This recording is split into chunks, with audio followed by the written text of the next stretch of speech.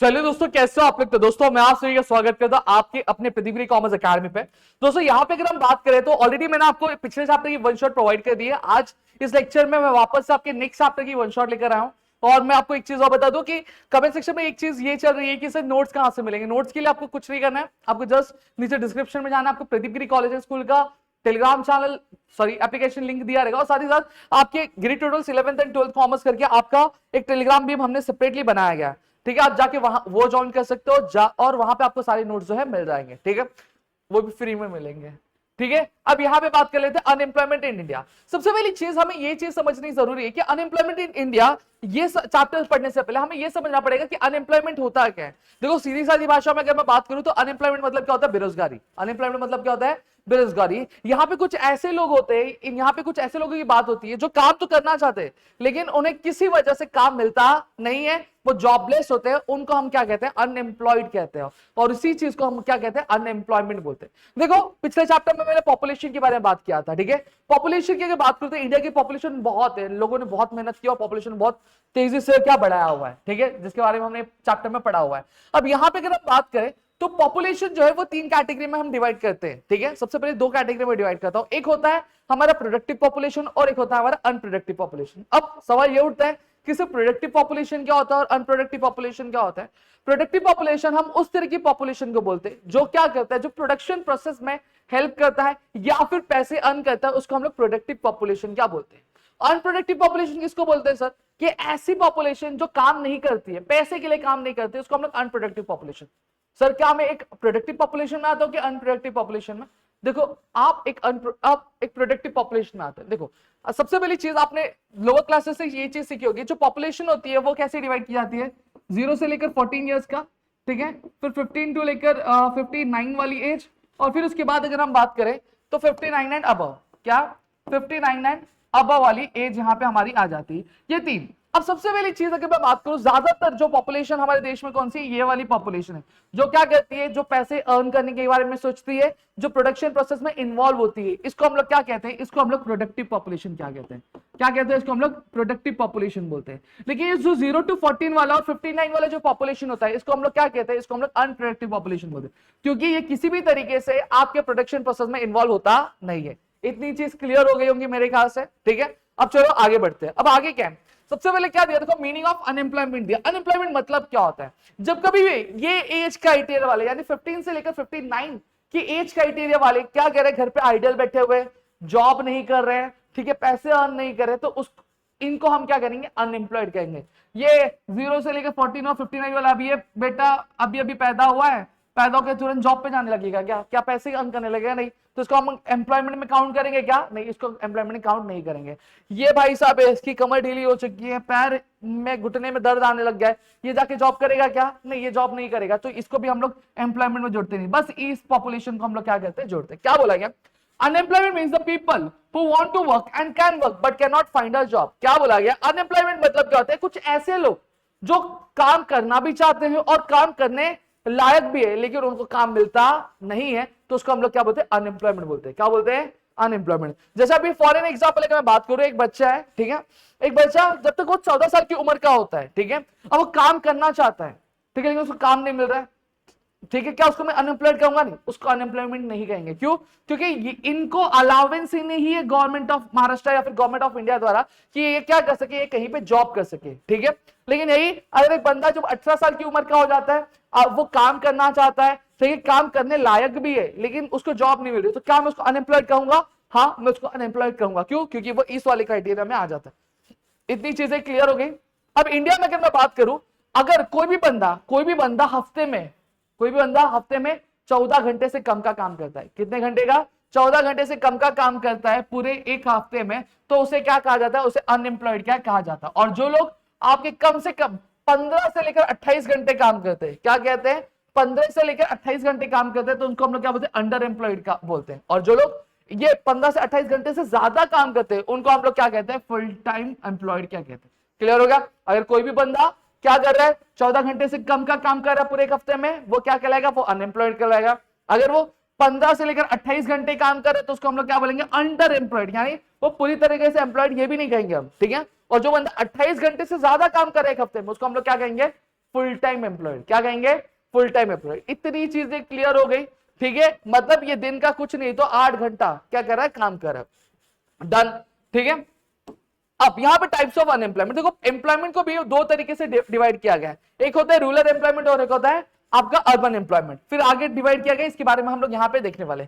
सबसे पहली चीज में आगे बढ़ने से पहले मैं आपके रूरल एम्प्लॉयमेंट पे, रूरल एम्प्लॉयमेंट क्या होता है वो देखेंगे, फिर उसके बाद हम अर्बन अनएम्प्लॉयमेंट में जाएंगे। इतनी चीजें क्लियर है, ठीक है। सबसे पहली चीज रूरल अनएम्प्लॉयमेंट। रूरल एम्प्लॉयमेंट होता है, रूरल एरिया मतलब क्या होता है? देखो एक चीज बता रहा हूं, इंडिया का जो रीजन वो दो पार्ट में डिवाइड किया गया। कितने पार्ट में? दो पार्ट में। देखो एक तो गांव है और एक शहर है। जो गांव वाला पार्ट होता है उसको हम लोग क्या बोलते हैं? रूरल एरिया बोलते हैं। और जो शहर वाला पार्ट होता है उसको हम लोग क्या बोलते हैं?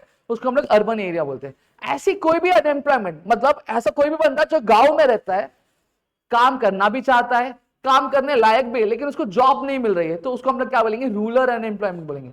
वही एक बंदा जो शहर में रहता है, ठीक है, काम करना भी चाहता है, काम करने लायक भी है, लेकिन उसको जॉब मिल रही नहीं है, तो उसको हम लोग क्या कहेंगे? अर्बन अनएम्प्लॉयमेंट बोलेंगे। समझ में आ गया? अनएम्प्लॉयमेंट का डेफिनेशन कभी भी कोई पूछे तो सीधा सीधा बोलो कि जब कभी भी एक बंदा काम करना भी चाहता है और काम करने लायक भी है, लेकिन उसको जॉब नहीं मिलती है, तो इस पर्टिकुलर चीज को हम लोग अनएम्प्लॉयमेंट बोलते हैं। रूरल अनएम्प्लॉयमेंट मतलब क्या होता है? एक बंदा है जो गांव में रहता है, ठीक है, काम करना भी चाहता है, काम करने लायक भी है, लेकिन उसको जॉब मिल रही नहीं है, तो उसको हम लोग क्या बोलते हैं? रूरल अनएम्प्लॉयमेंट बोलते हैं। वहीं एक बंदा जो शहर में रहता है, काम करना भी चाहता है, काम करने लायक भी है, लेकिन उसको जॉब मिल रही नहीं है, तो उसको हम लोग क्या कहेंगे? अर्बन अनएम्प्लॉयमेंट बोलेंगे। इतनी चीज क्लियर हो गई होगी मेरे ख्याल से, ठीक है। नेक्स्ट, अब यहां पे मैंने आपको क्या बताया? मैंने आपको ये चीज बताई कि जो अनएम्प्लॉयमेंट है, रूरल अनएम्प्लॉयमेंट, बेसिकली दो कैटेगरी में डिवाइड है। कितने? दो कैटेगरी में। पहला आता है सीजनल अनएम्प्लॉयमेंट। क्या आता है? सीजनल। और दूसरा आता है डिस्गाइज्ड अनएम्प्लॉयमेंट।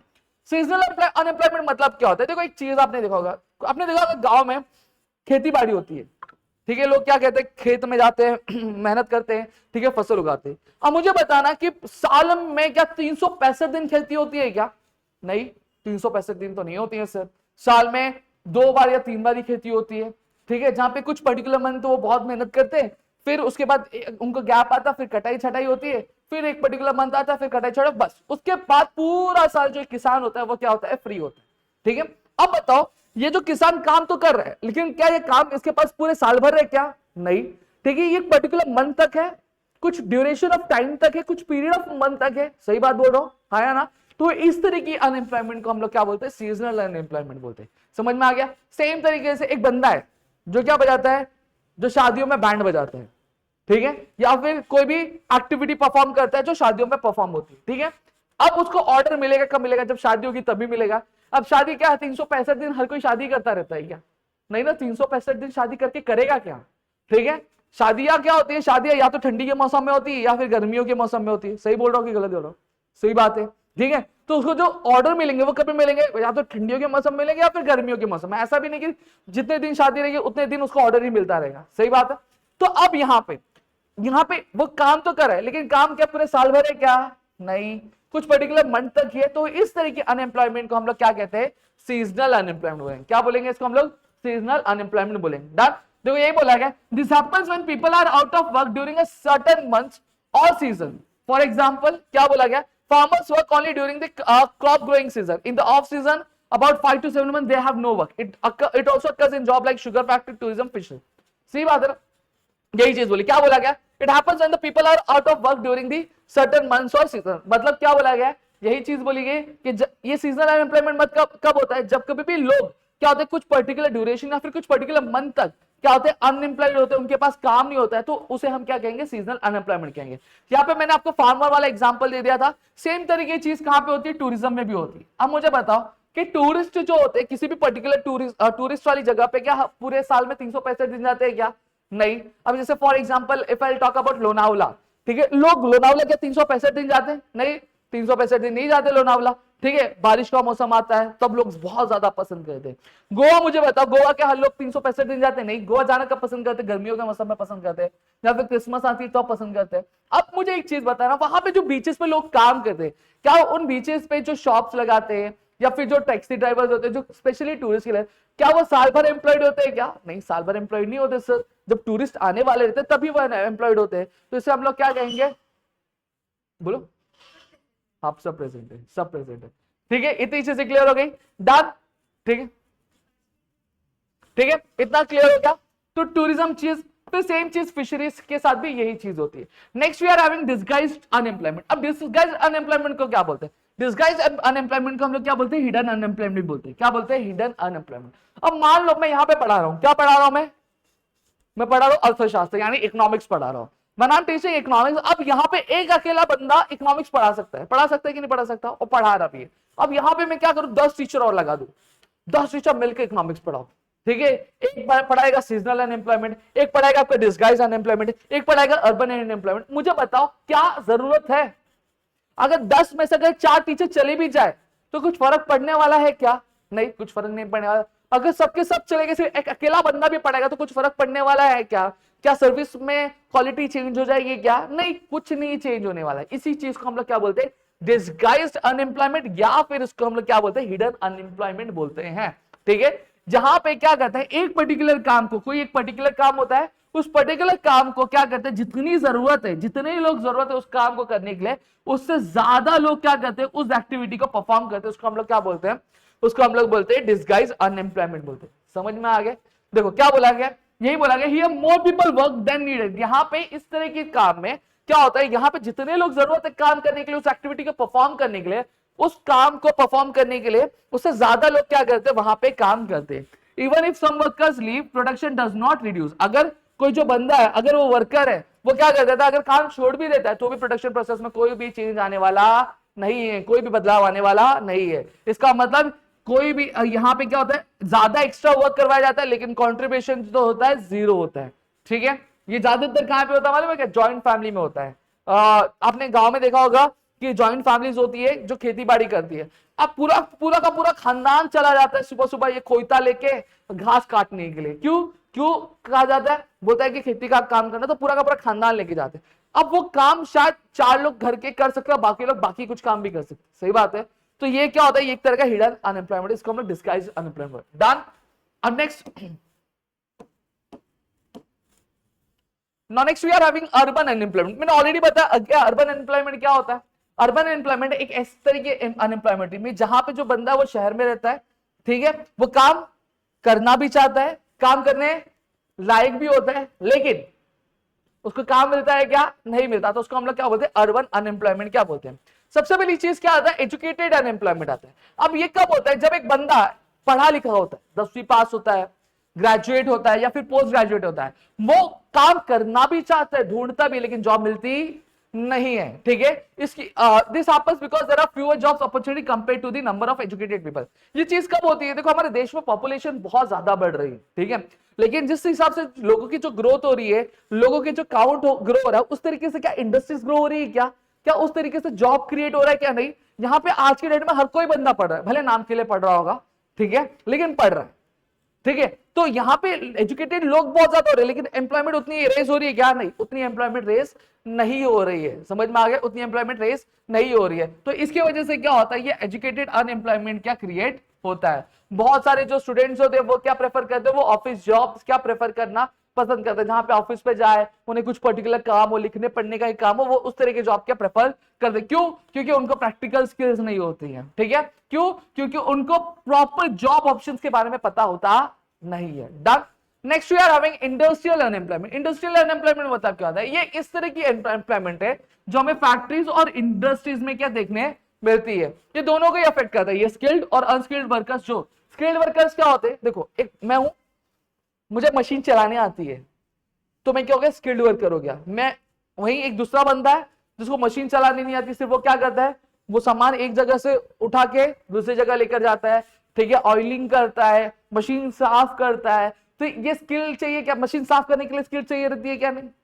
अब ये मत बोलना सर नहीं, कोलिंग सर प्रॉपर डालना पड़ता है सर, फिर तेल प्रॉपर लगाना पड़ता है सर, नहीं, ये चीज नहीं होती। तो ये काम कोई भी कर सकता है, हाँ कोई भी कर सकता है, तो इसको हम लोग क्या बोलेंगे? अनस्किल्ड वर्कर्स बोलेंगे, ठीक है? ये कब, ये क्यों होता है? रीजन क्या होता है? रीजन ये होता है कि जो इंडस्ट्रियल ग्रोथ होता है वो बहुत ज्यादा स्लो होता है और पॉपुलेशन बहुत तेजी से क्या बढ़ रहा है, और यहाँ पे जो लोग होते हैं उनको प्रॉपर ट्रेनिंग मिल नहीं पाती। जैसे फॉर एग्जाम्पल अगर आज टाइम क्या चला, आज टाइम एआई का चल रहा है, सही बात है।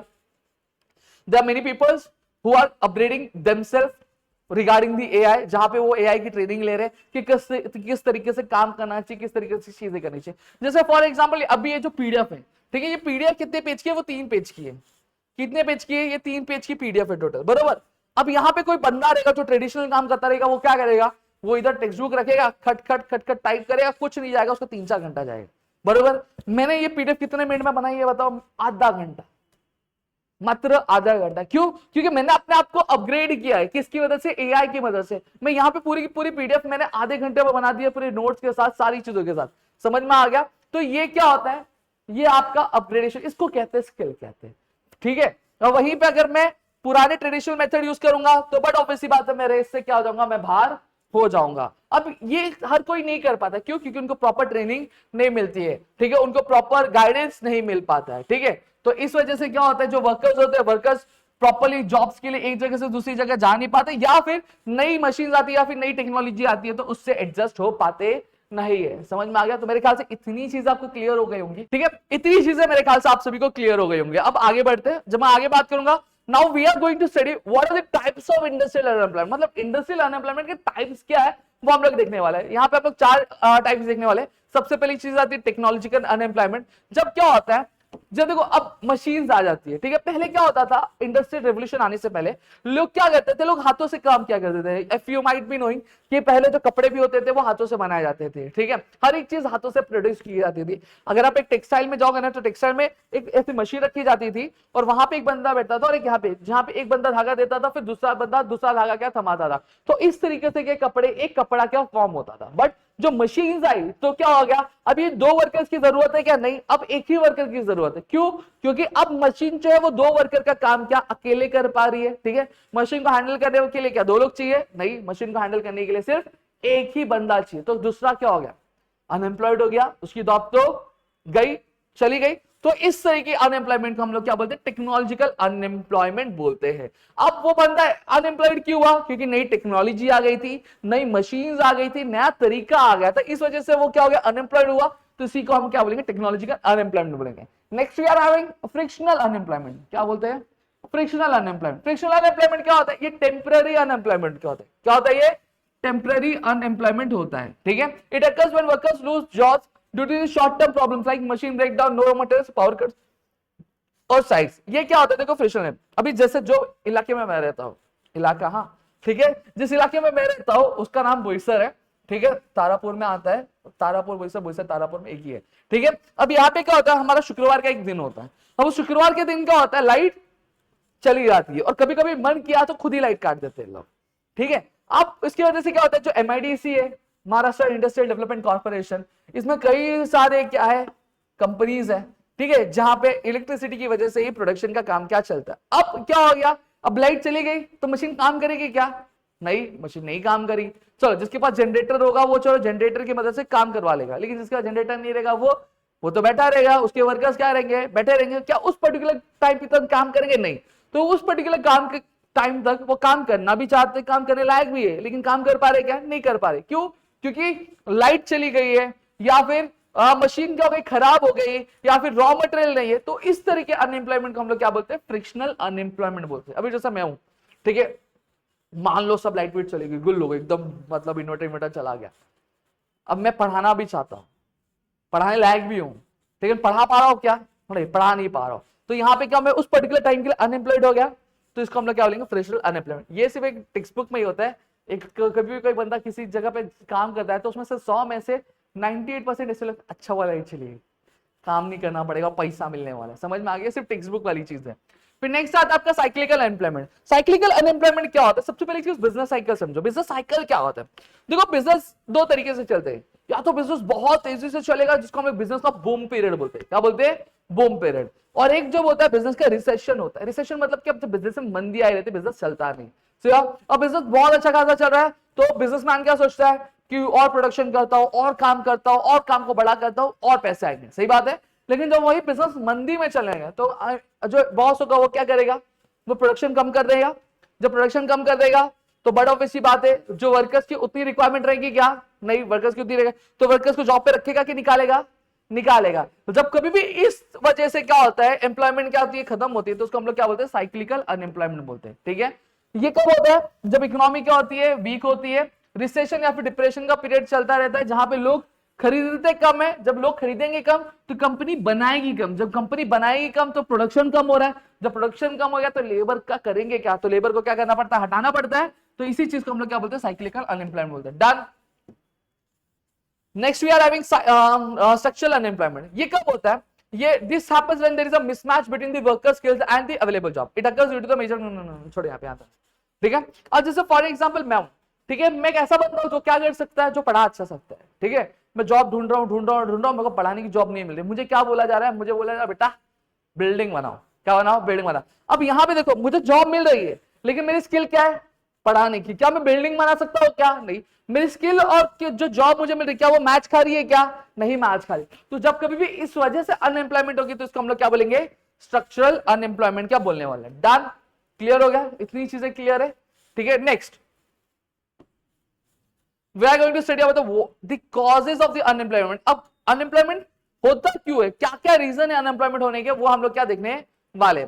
सबसे पहली चीज क्या आता है, जॉबलेस ग्रोथ। क्या आता है, जॉबलेस ग्रोथ। देखो एक चीज मैं कहूंगा, इंडिया की इकोनॉमी बहुत ज्यादा ग्रो हो रही है, बट इकोनॉमी ग्रो हो रही है, लेकिन क्या इकोनॉमी के साथ आपका जो जॉब क्रिएशन भी हो बढ़ रहा है, क्या नहीं, जॉब क्रिएशन नहीं बढ़ रहा है। यहाँ पे हमारे इंडिया में अगर मैं बात करूं तो करंट सिनारियो में जॉब क्रिएटर्स का हमें जॉब सीकर ज्यादा है, मतलब जॉब देने वाले का हमें जॉब लेने वाले ज्यादा है, ठीक है। ये एक रीजन है। और पॉपुलेशन बहुत तेजी से बढ़ रहा है, इसकी वजह से जिस हिसाब से पॉपुलेशन बढ़ रहा है उस हिसाब से जॉब्स बढ़ रहे हैं, क्या नहीं बढ़ रहे। इस वजह से क्या होती है, अनएम्प्लॉयमेंट हमें देखने मिलते हैं।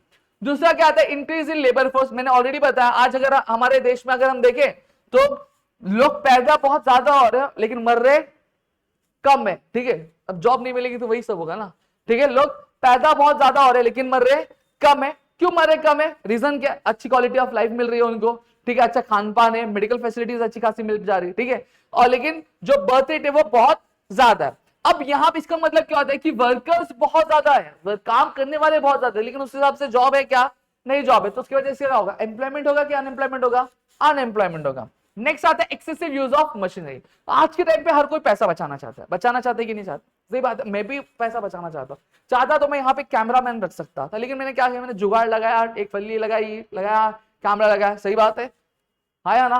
मैं चाहता तो ब्लैक बोर्ड यूज कर सकता था, एक पीपीटी बनाने वाला यूज कर सकता, बट मैं क्या यूज कर रहा हूँ, एआई यूज कर रहा हूँ, डिजिटल सिनेरियो यूज कर रहा हूँ। क्यों, क्योंकि हर कोई क्या कर रहा है, पैसा बचाना। और पैसा बचाने के लिए वो क्या यूज करता है, मशीनें यूज करता है। क्या यूज करता है वो मशीनें यूज करता है। अब मशीनें क्यों यूज करता है, क्योंकि एक बंदा उसी काम को 1 घंटा करेगा, मशीन उसी काम को कितने मिनट में करेगी, 2 मिनट में, 10 मिनट में क्या खत्म करके दे देगी, हाँ या ना। तो अब उससे क्या होता है, कंपनी का या फिर एक बिजनेसमैन का पैसा बचता है, सी। तो वो क्या करेगा, वो इंसान को मशीन से क्या कर देगा, रिप्लेस कर देगा। क्या करेगा, इंसानों को मशीन से रिप्लेस कर, जब मशीन से रिप्लेस कर देगा तो इंसान क्या हो जाएगा, अनएम्प्लॉयड हो जाएगा ना। तो यही हो गया। फिर आता है lack of skill development programme. आज अगर मैं बात करूं, हमारे देश में लोग सब पढ़ रहे लिख रहे, सब पढ़ रहे लिख रहे, लेकिन हमारा जो एजुकेशन सिस्टम है वो कैसा एजुकेशन सिस्टम है, जहां पे हमें सिर्फ थ्योरेटिकल नॉलेज होती है, हमें प्रैक्टिकल नॉलेज होती है क्या, नहीं। We are not upgraded with practical knowledge. हमें पता है कि न्यूटन के ये लॉ होते हैं, लेकिन प्रैक्टिकली कैसे होता है, ठीक है, रियल लाइफ में क्या चीज होती है वो हमें पता है क्या, वो चीज हमें नहीं पता है। अब किसी भी कंपनी में जाओ, इवन दो मेरी ही बात करो, अगर मैं एक बिजनेसमैन हूं, ठीक है, मेरे ऑर्गेनाइजेशन में एक जो बंदा है, एक बंदा आता है, बोलता है कि सर मैंने इंजीनियरिंग की है। मैं बोलूंगा पूछ, सबसे पहला सवाल क्या होता है, कितने साल का एक्सपीरियंस है बेटा, तो बोलेगा अभी सर इंजीनियरिंग करके आया हूँ। वो जब इंजीनियरिंग करके निकलेगा तो उसको लगेगा भाई अपन इंजीनियर है, ये है वो है। लेकिन जब एक्चुअल में जाएगा तो मेरे उसकी जो लाइकी मेरे सामने कुछ रहेगी क्या, नहीं रहेगी। क्यों, क्योंकि मुझे यहाँ पे उसकी डिग्री नहीं चाहिए, मुझे क्या चाहिए, एक्सपीरियंस चाहिए। एक्सपीरियंस जिसको काम आता रहे, भले उसकी डिग्री उसकी कंप्लीट ना हुई रहेगी तो भी चलेगा। समझ में आ गया। तो यही चीज होती है कि लोग पढ़ तो ले रहे हैं लेकिन उनको एक्चुअल में काम कैसे किया जाता है इसका पता ही नहीं है। जब तुमको काम ही नहीं आता रहेगा तो तुमको काम कौन देगा। समझ में आ गया। तो इसी को बोलते हैं lack of skill development programme.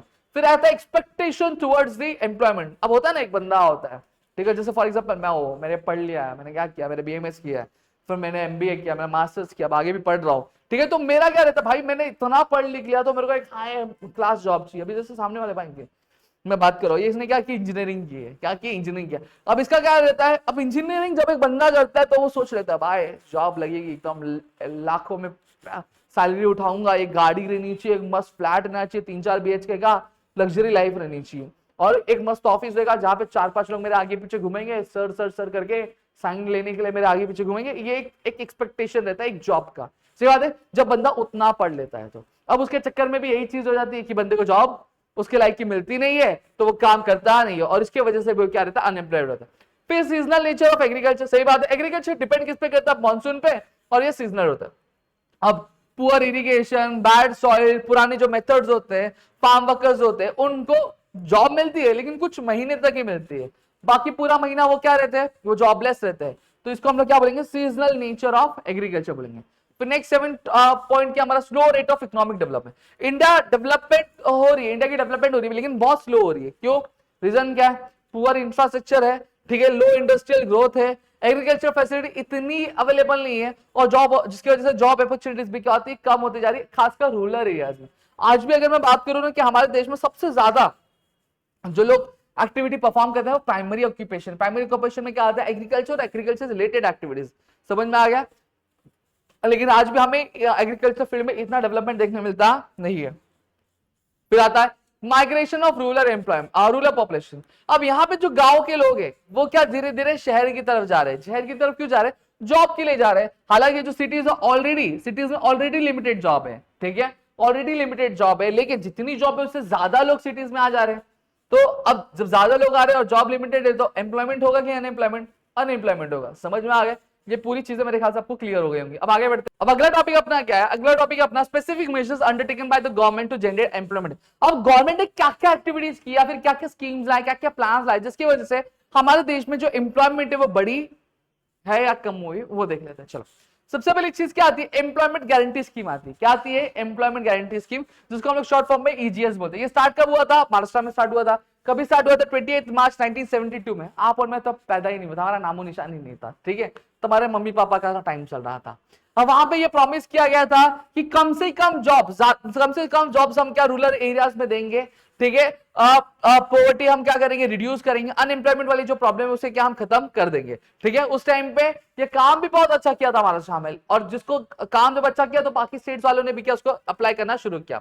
फिर नेक्स्ट योजना जो आती है, स्वर्ण जयंती ग्राम स्वरोजगार योजना, जिसको हम लोग SGSY भी बोलते हैं। स्टार्ट कब हुआ था, अप्रैल 1999 में स्टार्ट हुआ था। ये एक सेल्फ एम्प्लॉयमेंट वाली स्कीम थी रूरल पुअर के लिए, ठीक है। सेल्फ एम्प्लॉयमेंट मतलब क्या होता है, जहां पे लोगों को बोलते ना कि मोटिवेट किया जाए, वो खुद का बिजनेस चालू करे, खुद का धंधा चालू करे, जहां पे उनको किसी और पे डिपेंडेंट होने की जरूरत ना पड़े, वो खुद सारा का सारा काम करे। इसको हम लोग क्या बोलते हैं, सेल्फ एम्प्लॉयमेंट होते हैं। फिर आता है स्वर्ण जयंती शहरी रोजगार योजना, जिसको SGSRY किया है, कहा गया। स्टार्ट कब हुआ था, दिसंबर 1997 में। ये क्या करता है, ये जॉब प्रोवाइड करता है आपके अनएम्प्लॉयड जो लोग थे सिटीज में उनको। इसमें सेल्फ एम्प्लॉयमेंट वाली भी चीज आती है, वुमेन्स के लिए भी प्रोग्राम आता है, ठीक है। स्किल ट्रेनिंग पे भी ध्यान दिया जाता है, और साथ ही साथ वेज एम्प्लॉयमेंट भी ध्यान, मतलब वेज एम्प्लॉयमेंट मतलब क्या, जहां पे डेली बेसिस पे जॉब क्या मिल सके, ठीक है।